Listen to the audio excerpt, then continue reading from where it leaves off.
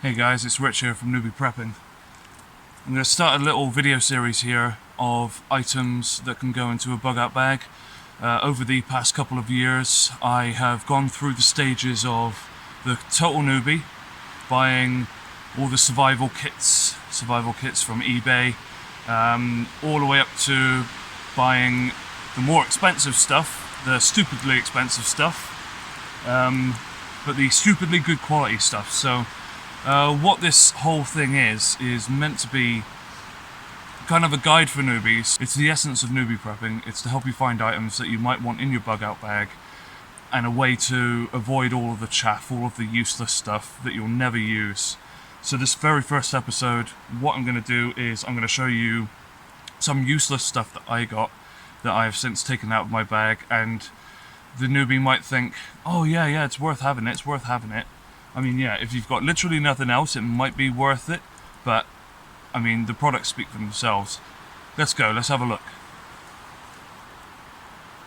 Okay, so the first thing I want to talk about is probably the ultimate sin in any survival kit that you'll buy from eBay, anything like that. Because, honestly, they're in all of them because they're cheap to produce, and they're almost useless. Let me tell you why. Of course, I'm talking about this thing here. You've all seen it before, the credit card survival kit thing. I don't know. Honestly, this thing here is absolutely useless in my opinion. I'm sure that there are people out there who have gone to great lengths to probably make this useful, but honestly, it really isn't that useful.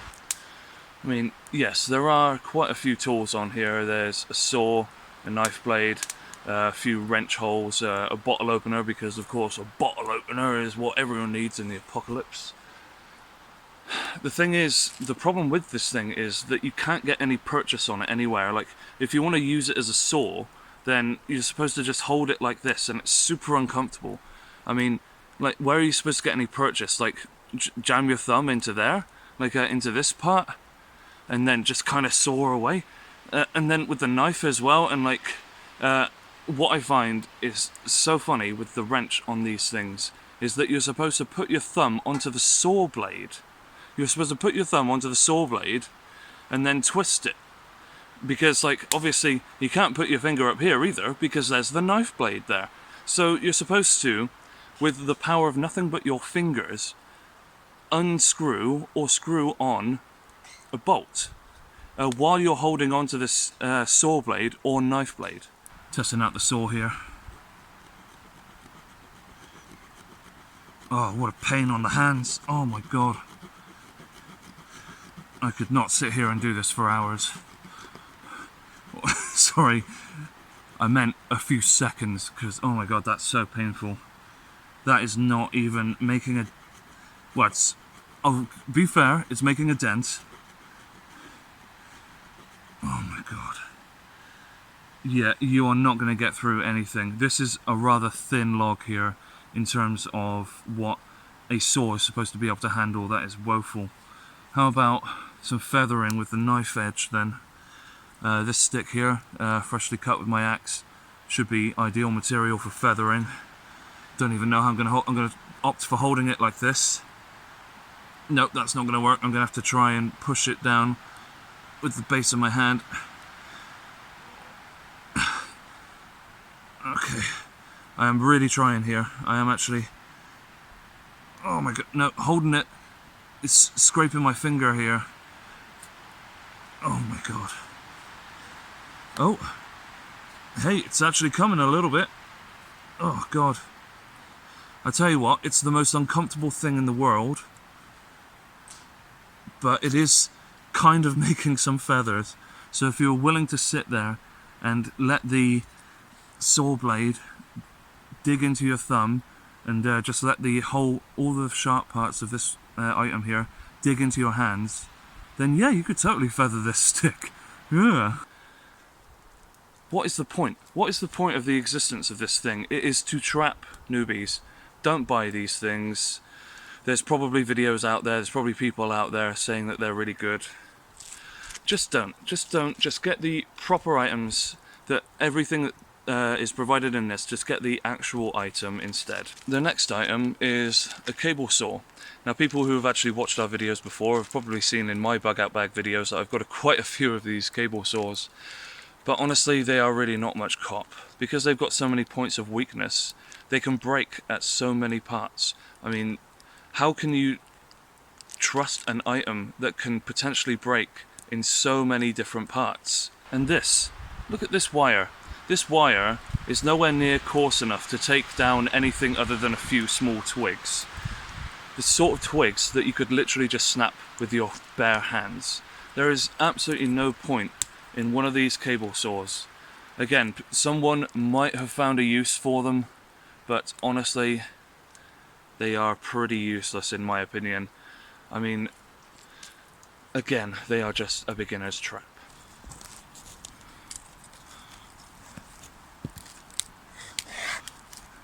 Oh my god, literally the first go and it's snagged. Oh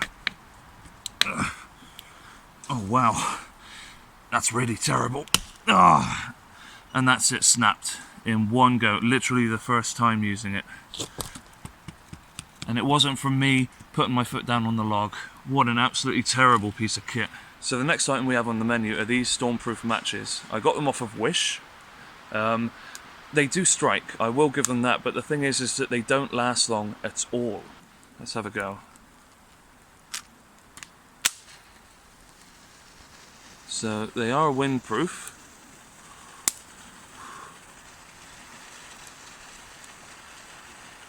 So some might say that that is an ample amount of time, and fair play, that did last a lot longer than the first one that I struck. But the thing is with these matches is that you want them to last quite a while. Because it burns so short and the flame is so small, if your tinder bundle is not big enough and not susceptible enough to fire, then one of these matches might not be enough. Got a bit of cotton wool here with some petroleum jelly on it. Let's see how it does with this.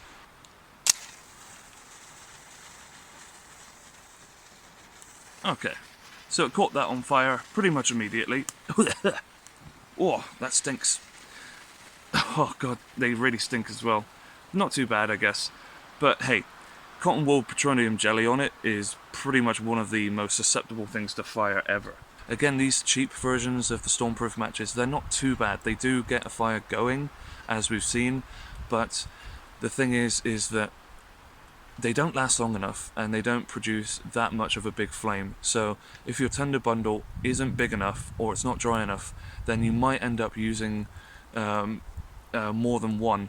And again, that most people would say, you know, oh, that's your problem, that's your tinder's problem, it's not the match's problem.